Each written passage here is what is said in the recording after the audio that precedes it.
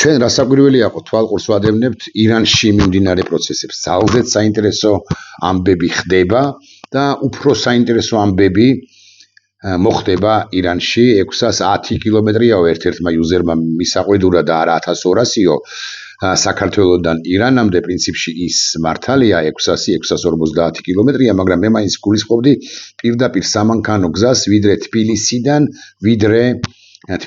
ვიდრე თეირანამდე იქ 1000 ახლა გეტყვი ზუსტად 1146 კილომეტრია, ყოველ შემთხვევაში ასე მაჩვენებს Google, აქედან გამომდინარე საყვედური თან მეკუთვნის, თან არა, ჩვენ ვდარდობთ რასაკვირველია, ვფიქრობთ რასაკვირველია, ირანზე როგორ განვითარდება მოვლენები ამ რეგიონში მთლიანად და ამ ქვეყანაში კონკრეტულად, მაგრამ მეორე მხრივ ჩვენ ვაკვირდებით პროცესებს უკრაინაში და უკრაინის გარშემო. იქ უკრაინელებს აქვთ გარკვეული წინსვლები და რუსეთი, რომელიც ჩაჭედილია, რომელიც ჩაფლულია ჭაობსა და ტალახში, წინ ისიც თქვენ პრაქტიკულად ვერ მიიწევთ, მიუხედავად იმისა, რომ მოსკოვიდან როგორი განცხადება რა განცხადება არ გვესმის, პატარა ზახაროვასი, თანამდებობით პატარას გულისხმობ, ან მასზე უფრო დიდი კალიბრის, მსხვილი კალიბრის ცალკეული პოლიტიკოსებისა, მათ შორის ლოთებისა, ლოთი პოლიტიკოსებისა, მედვედევმაც თუ არ ვწდები და არ ვწდები, გააკეთა განცხადება და არ ვლაპარაკობ უკვე კრემლს მიღმა ყოფ პირებზე, მაგალითად დუგინზე,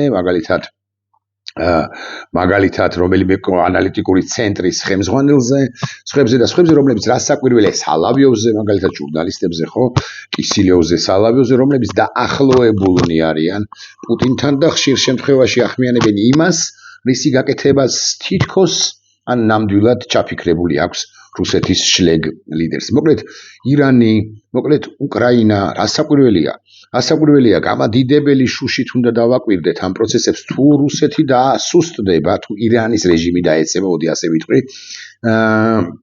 ჩვენგან სამხრეთით, ახლო აღმოსავლეთში, შესაბამისად რუსეთი დასუსტდება ახლო აღმოსავლეთში და ეს ჩვენთვის კარგი არა თუ აქ, არამედ იქ.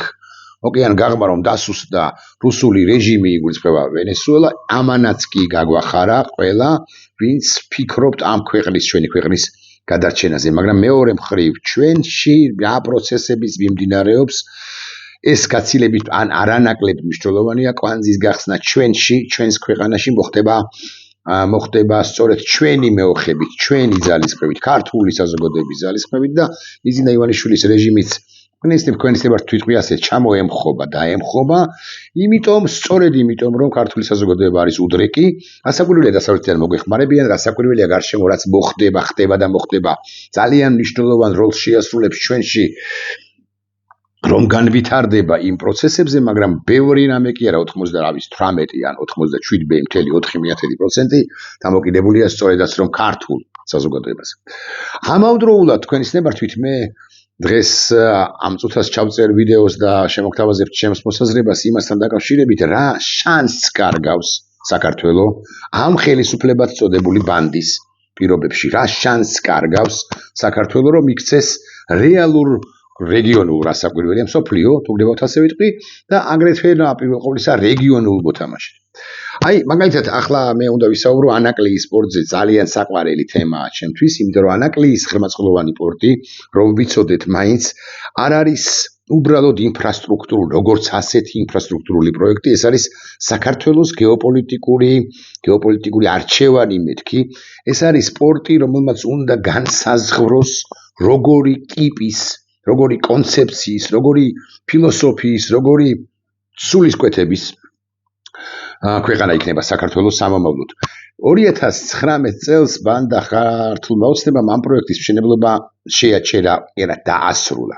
პასუხისმგებელი ვინ არის? სულ მუდმივად ლაპარაკობენ, რომ არის პასუხისმგებელი ბიზინა ივანიშვილი. რასაკვირველია ბიზინა ივანიშვილია, რომელმაც თავის მხრივ მიიღო ბრძანება მოსკოვიდან იმის თაობაზე, რომ როგორც უნდა რამე უნდა ეღონა და ეს პროექტი უნდა დაესრულებინა, მაგრამ კონკრეტული იმპლემენტატორი ამ პროექტის გაჩერებისა გაგიკვირდებათ და არის ოპოზიციაში ან ვითომ ოპოზიციაში მყოფი გიორგი გახარია, დევნილი კაციაო, ვინმე იტყვის და არაფერი ძვირი არ თქვაო, მაგრამ ის იყო პრემიერ-მინისტრი და სწორედ მან მიიღო პრინციპში გადაწყვეტილება იმის თაობაზე, ფორმალისტურად პირველ ყოვლისა რასაკვირველია, რომ ანაკლიის ღრმაწყლოვანი პროექტი უნდა არა შეჩერებულიყო, არამედ დასრულებულიყო.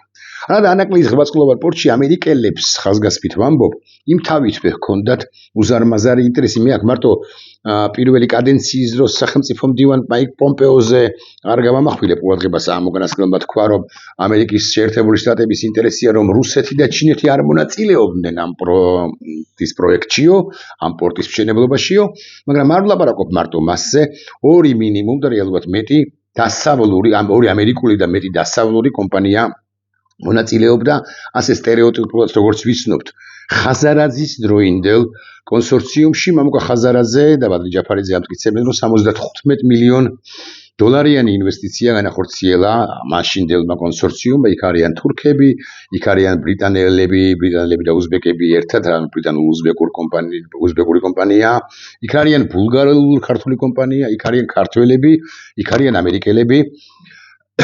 მინიმუმ ორი კომპანია, მინიმუმ კი არა ორი კომპანია, ეს SSA Marine და ეს არის იმ თავითვე დამფუძნებელი ანაკლიის კონსორციუმისა კონტი ჯგუფი და სხვები ჰოლანდიელები არიან, გითხარით თუ არ ვცდები, თურქები და ასე შემდეგ და ასე შემდეგ. მოკლედ, ანაკლია რომ ვიცოდეთ, მაინც არის სტრატეგიული მნიშვნელობის, მათ შორის კონფლიქტის გასაღებიც კი.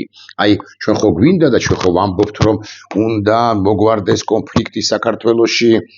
აფხაზეთის კონფლიქტს გულისხმობ, აფხაზეთის საზოგადოების ნაწილთან კონფლიქტს გულისხმობ, მშვიდობიანი გზით და ანაკლია იქნებოდა საუკეთესო გასაღები. 2023-ში თუ არ ვცდები ან 24-ში ხელისუფლებად წოდებული ბანდა მიუბრუნდა ამ პროექტს. ხაზარაძეს ჩამოვართვა როგორც ოპოზიციონერს, აბა როგორ დაუტოვებდა ახლა ამ ხელა პროექტს პლუს ანაკლია სიტი იყო იქვე მიბმული არაჩვეულებრივი პროექტი, რომლის ხელმძღვანელიც იყო ქეთი ბოჭორიშვილი, რომელსაც პატივისცემას უდასტურებ. ეგრა მაგის პასუხია ჩამოვართვა მოკლედ კონსორციუმს და გაყინა და გარკვეული პერიოდის შემდეგ მიუბრუნდა 24-ში ხელისუფლებად წოდებული ბანდა ამ პროექტს და იფიქრა და რაქნა, იფიქრა და ჩინურ კომპანიას მისცა ამ პროექტის 59% მისცა. მეთქი ამას რომ ვამბობ, ესეც არ არის თლად ზუსტი სიტყვა, იმიტომ რომ საბოლოო ხელშეკრულება ამ ჩინურ კომპანიასთან გაფორმებული არ არის. ჩინური კომპანიას ზოგადად პრობლემაა, 59%-ის მიცემა მისთვის ზოგადად პრობლემაა, თუნდაც 59%-ის, ანუ არა 51-ის, 57-ის ან 78-ის, არამედ თუნდაც ესეთი ნაკლები არა სააქციო პაკეტის მიცემა, თუმცა ძალიან ახლოსაც რომ არის 49-51-მდე, ეს ფაქტია 2%-ს ნებისმიერ მომენტში გამოისყიდის ჩინური მძლავრი კომპანია, მაგრამ კვლავ მინდა ხაზგასმით თქვა, რომ საბოლოო შეთანხმება ამ ჩინურ კომპანიასთან მაინც მიღწეული არ არის. ერთ-ერთ ბელგიურ კომპანიას დაავალდებულა თუ კონტრაქტი გააფორმა, უფრო ზუსტი რომ იყო, რომ ანაკლიის ღრმაწყლოვანი პორტის მიწის ამოთხრა, ანუ გაღრმავების სამუშაოები ეწარმოებინა, კომპანიასაც გავიხსენებ გზადაგზა, საგანგებოდ არ დამისერჩავს და 51% დაიტოვა თვითონ რა უნდა გაეკეთებინა საქართველოს დე-ფაქტო ხელისუფლებას, თუ მაინც და მაინც მართლა არის დაინტერესებული ანაკლიის ღრმაწყლოვანი პორტის მშენებლობით. ჩამოვართვი, ოკეი, ხაზარაძეს, რომელსაც მოუგეგრა მაგის პასუხია გარკვეული არბიტრაჟო სასამართლოები, ჩამოვართვი და შენ რას აკეთებ ამ დროს და როგორ გონიათ, აი, ქართული ოცნების მომხრეებს მიუმართავ, ეს ხომ სტრატეგიული პროექტია, რას აკეთებს საქართველოს დე-ფაქტო ხელისუფლება და მაგალითად 2026 წელს მან ანაკლიის ღრმაწყლოვანი პორტის პროექტის მშენებლობაში, მშენებლობისათვის სულ რაღაც 50 მილიონი ლარი გამოყო. 50 მილიონი ლარი კი დღევანდელი კურსით, თუ გნებავთ გავყოთ, მაგრამ ისე უხეშად ანგარიშის ჯობს, არის 17.5 მაქსიმუმ 18 მილიონი დოლარი. 18 მილიონი დოლარი ეყოფა ანაკლიის პორტის თუნდაც პირველ სტადიას.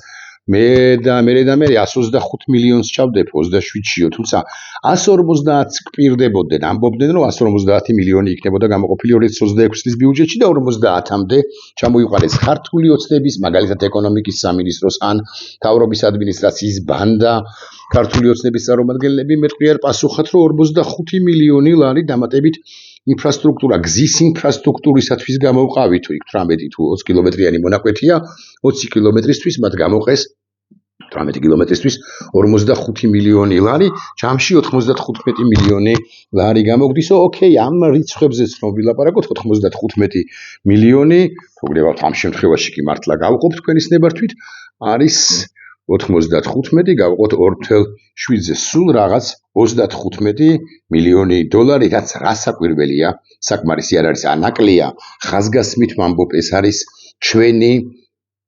ჩვენი სტრატეგიული ბრძოლის ველი, მეთქი ასე ვიტყვი, ანაკლიის პორტი არ არის კვლავ მეორე მხოლოდ ინფრასტრუქტურული პროექტი, ეს არის ჩვენი პასუხი შთამომავლობისათვის, მათ შორის როგორი ტიპის ქვეყანას ვაკეთებთ. საქართველოს უნდა იყოს რასაკვირველია ტრანზიტული, ოღონდ დასავლური ინვესტიციებით გაჯერებული სავსე ქვეყანა, ანუ არა დემოკრატიული სივრცეები რომ არ ხორციელებენ ამ ქვეყანაში ინვესტიციებს და ხელს ითბობენ და ხელს ათბობინებენ ყოველ მეორე მაფიოს ჩვენს ქვეყანაში კალაძეებს და სხვებს. კალაძეზე გამახსენდა. კალაძე იცით თქვენ რომ ვიდრე მერი გახდებოდა უკვე მესამე დედაქალაქის მერად არჩეული. ესე იგი 17-ში, 21-ში და 25-ში. ვიდრე დედაქალაქის მერი გახდებოდა პირველად, ანუ 17-ში ის იყო ენერგეტიკის მინისტრი. მან გააფორმა ძალიან წამგებიანი ხელშეკრულება ინტერრაოსთან. ეხლა ესენი ამბობენ რომ საქართველოს წინა ხელისუფლებამ გააფორმა ხელშეკრულება ინტერრაოსთან, მაგრამ მოდი ასე გეტყვით. მან შეცვალა პირობები ინტერრაოსათვის ისე შეცვალა, რომ საქართველოს მერე ვერ შეასრულა ის ვალდებულებები, რომლებიც აიღო ინტერრაოს წინაშე, ინტერრაოსთვის სასარგებლო ვალდებულებები, რომელიღაც ეტაპზე გამოფხიზდა საქართველოს ხელისუფლება, ინტერრაომ იჩივლა არბიტრაჟში და საქართველოს წააგო ჩვენი კურსით, დღევანდელი კურსით 400 მილიონი ლარი. ამას დაუმატეთ თურქებთან წაგებული 400 მილიონი დოლარი, რაც მოგეხსენებათ რომ ასევე ძალიან დიდი თანხაა, 400 მილიონი დოლარი 2.5 მილიარდ ლარია. და ჯამში გამოდის რომ ჩვენ წაგებული გვაქვს ამ ორ კომპანიასთან და კიდევ გველი სხვადასხვა რაღაც სასამართლოები, ეგრა მაგის პასუხია მილიარდ ლარი. არადა კვლავ დაუბრუნდები ანაკლიის ხმასწავლებელ პორტს, წარმოიდგინეთ მილიარდ ჩვენ უნდა ვაჩუქოთ ერთის მხრივ ნაწილი თანხისა 138 მილიონი დოლარი ინტერრაოს რუსულ კომპანიას. მეორე თანხა ჯერ არ დაგვიწყია გადახდა, მაგრამ დავიწყებ თუ ახლოეს ხანებში უნდა ვაჩუქოთ სასამართლოებშია, ვაშინგტონში უნდა განიხილოთ, ამერიკის შეერთებულ შტატებში ენკასთან დავა, მაგრამ ალბათ წავაგებთ იქაც 400 მილიონი უნდა გადავხადოთ თურქულ ამ კომპანიას. წარმოიდგინეთ ეს თანხა რო გქონდეს ჩვენ და ანაკლიას რომ მოვახმაროთ აი ამ გვეხმარებინა, აი ამ უნიშნელოვანესი პროექტისათვის, რამდენად წინ ვიქნებოდით წასული, არადა.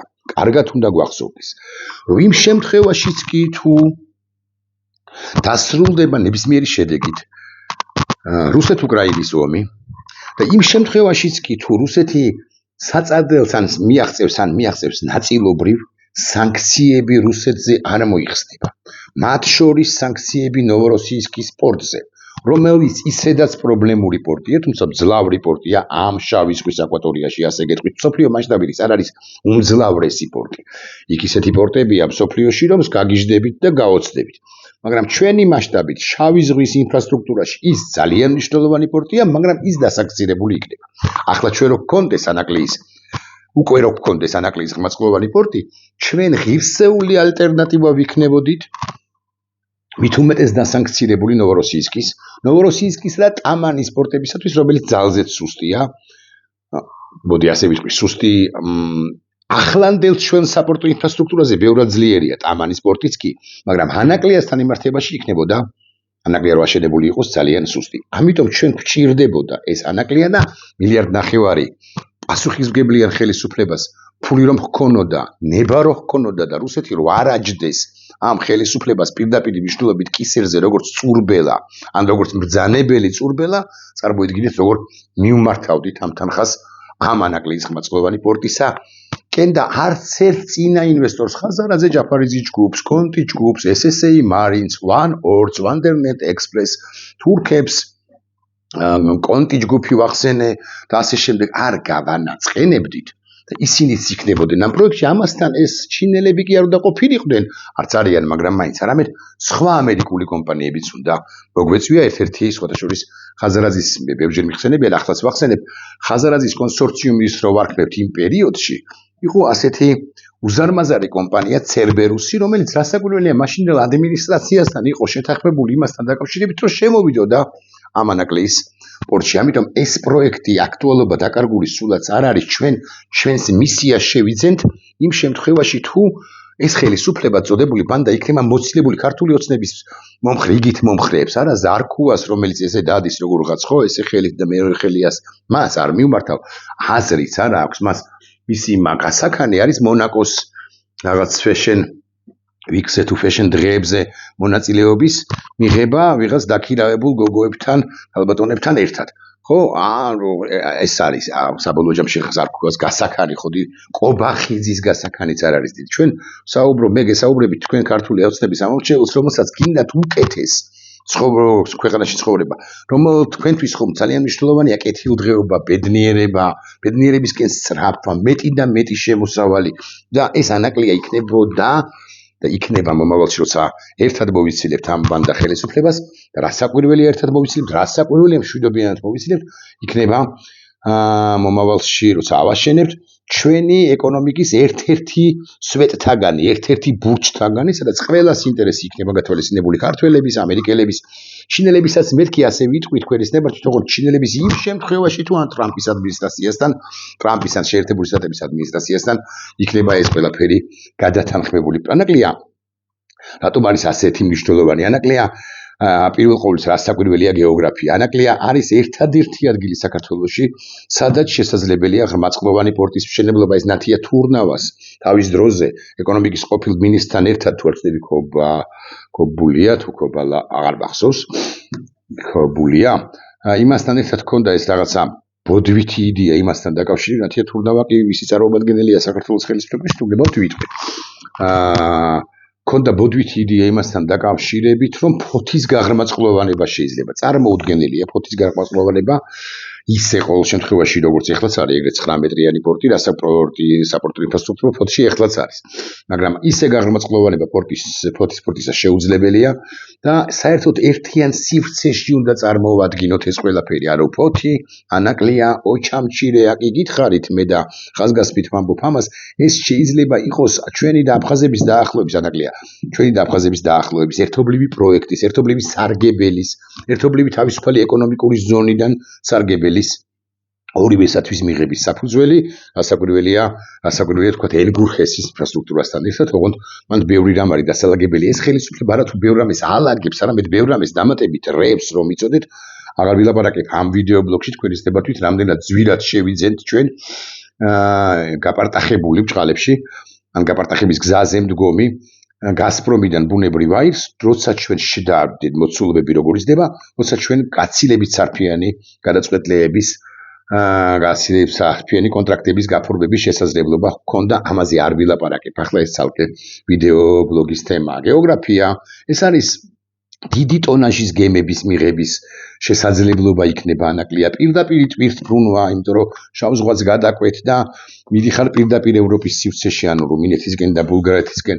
ეს არის კონკურენცია ხსენებულ ნოვოროსიისკთან და შესაძლოა სხვა საპორტო ინფრასტრუქტურასთან. ეს არის ეკონომიკა, ხო, 10,000-ობით სამუშაო ადგილი რომ ვიცოდეთ მაინც. ეს არის ლოჯისტიკური ჰაბი, ეს არის ნავთობის მიღების, აი დიდი ნავთობის ტანკერების, როგორც არა ჩრდილოვანი და რუსული რუსებს ხოლმე შორის ეს უნდათ.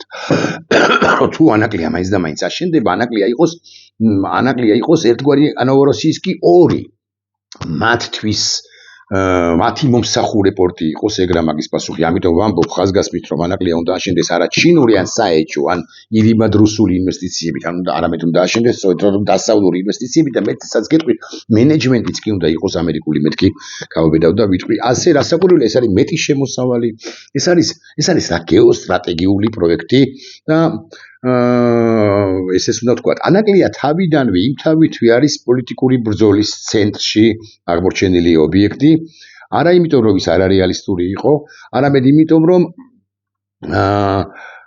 არც იმიტომ რომ ინვესტორები არ არსებობდნენ, ეს არის ტყუილი, საქართველოს ხელისუფლება აკეთებდა ყველაფერს მაშინდელი, რომ არ შემოსულიყვნენ ინვესტორები, ისევ და ისევ ვახსენებ ამ უმძლავრეს კომპანიას Cerberus და არამხოლოდ მაშინდელმა მმართველებმა პრემიერ-მინისტრი გახარიას თავკაცობით, არამედ მის უკან დგომმა პირებმაც, ანუ გახარიას უკან დგომმა პირმაც, უზარმაზარი წლილი როლი ითამაშეს იმაში, რომ ცერბერუსი არ შემოსულიყო. ეს ანაკლი ამცირებდა და ამაშინაც და ახლაც შეამცირებს რუსეთის გავლენას შავ ზღვაში და შავი ზღვა უნდა იყოს ნატოს ზღვა, ესეც რომ ვიცოდეთ. მაინც ეს ყველას აწყობდა ანაკლია. მაშინ ცხადია გარდა რუსეთისა და რუსეთის დამქაში ხელისუფლებისა ბიზნა ივანიშვილის თავკაცობით ახლაც თითქოს ამბობენ რომ ჩვენ ავაშენებთ ანაკლიასო, მაგრამ 50 მილიონი, კარგი 95 და კიდე ნახევარი მილიონი ლარი გამოყვეს იმპორტისთვის, რომელშიც ჩვენ უნდა ჩადო, არ ვიცი, ასეულობით მილიონი ლარი წლის განმავლობაში, მაგალითად 400 მილიონი მოიწვიო ინვესტორები, მუდმივად უნდა გქონდეს კონტაქტი დასავლეთთან, შეერთებულ შტატებთან, უნდა ესაუბრებოდე დაჩქარებაზე ამ პორტისა, იმიტომ რომ ისე საინტერესოდ იცვლება ჩვენს გარშემო ვითარება, რომ ანაკლიას კიდევ უფრო სერიოზული როლი მიენიჭება, ვიდრე მიენიჭებოდა მას 2019 წელს რომ ყოფილიყო, ან ახლა რომ აშენებული იყოს ანაკლია, ის უზარმაზარ როლს შეიძენდა, ეს იქნებოდა ჩვენი გარღვევის საფუძველი. ეს არის შუა დერეფნის ჩვენი მონაკვეთის გაგრძელება, განსაკუთრებით ახლა საინტერესოა, სულ არ დავკარგოთ ჩვენი ფუნქცია, მისია ეს ტრიპის კონტექსტში, ისიც თქვენ რომ ტრიპი განვითარდება, ანუ ეგრეთ წოდებული ზანგეზურის დერეფანი, ამერიკის შეერთებული შტატები იღებს მის უსაფრთხოების გარანტიებსაც, ირანი ვერ შეძლებს ტრიპის დაბლოკვას, რუსეთი ვერ შეძლებს ტრიპის დაბლოკვას და შენ გეოპოლიტიკურ ჩიხში, არ გეოგრაფიულ ჩიხში რომ არ მოექცე, შენ გჭირდება და მომავალშიც დაგჭირდება. ცხადია ანაკლის პროექტი, მათ შორის ამ middle corridor-ის კონტექსტში და ეს არის ცენტრალური აზიის ტვირთებისათვის ძალიან მნიშვნელოვანი. ჩინეთის ტვირთებისათვისაც მეთქი გეტყვით ასე, მაგრამ განსაკუთრებით ცენტრალური აზიის ტვირთებისათვის, რომლის 5 და სხვადასხვა ამ 5-დან პრაქტიკულად ვერც ერთზე ვერ იტყვი, რომ დემოკრატია სუფევს ყაზახეთშიც კი და აღარ ხა უზბეკეთში და თურქმენეთში. ხო მისი ამ რეგიონის 5 ლიდერი მიიღო შეერთებული შტატების ლიდერმა პრეზიდენტმა 47 პრეზიდენტმა ტრამპმა და ესაუბრა ამ ძვირფასი მინერალების, ბუნებრივი რესურსების, ნედლეულის და ასე შემდეგ ჩატანაზე. სად არის საქართველოში ამერიკული ინვესტიცია? მე ვიცი 1-2 კომპანია გულახდილად გეტყვით, რომლებსაც აქვს სწორედ ამერიკული ინვესტიცია, მათ შორის საზღვაო ინფრასტრუქტურაში ჩვენთან აღარ დავასახელებ ახლა მათ თქვენის ნებართვით, მაგრამ გაცილება 100-ჯერ მეტი ინვესტიცია და 1000-ჯერ მეტი ინვესტიცია უნდა გქონდეს ჩვენ ზოგადად დასავლეთიდან და კონკრეტულად კი ამერიკის შეერთებული შტატებიდან. სტრატეგიული პროექტი ანაკლია, რასაკვირველია, უსაფრთხოების ელემენტს შეიცავს, ის რასაკვირველია, ეკონომიკურ უპირატესობას იღებს შენ რეგიონში. ხო, და კარგად უნდა ვიცოდეთ, რომ დასავლეთი არ აგიშენებს ამას. უბრალოდ დასავლეთი აგიშენებს, მაგრამ დასავლეთი არ აშენებს ქვეყანას შენს ნაცვლად. შენ უნდა ააშენო ქვეყანა. ესეც რომ ვიცოდეთ, ხო? და კიდევ ერთი ეს ბაქი-ბუქი საქართველოს დე ფაქტო ხელისუფლებისა, რომ ანაკლია აუცილებლად აშენდება, არ აწყობს ბიზნა ივანიშვილს. ხაზგასმით ვამბობ, გამოდით ამ ილუზიიდან, ვისაც აქვს ეს ილუზია და ვისაც გაბოლებთ საქართველოს დე ფაქტო ლიდერი არ აწყობს ბიზნა ივანიშვილს, იმიტომ რომ აჩრდილი პუტინისა დაფრინავს, ასე ვიტყვი, საცხოვრობს აბასთუმნის თავზე და ჰკარდა ხობს ეს სასაკვირველი ხა მართლა ვარ დაფრინავს პუტინი თუ მიდევთ თქვათ რომ დაფრინავს მეთქი, მაგრამ ხო ესე არ არის პირდაპირ მნიშვნელობით ვუტრირებ ცხადია, მაგრამ აჩრდილი დახურებს პუტინისა ბიზნა ივანიშვილს და ხელ ფეხსაც ვერ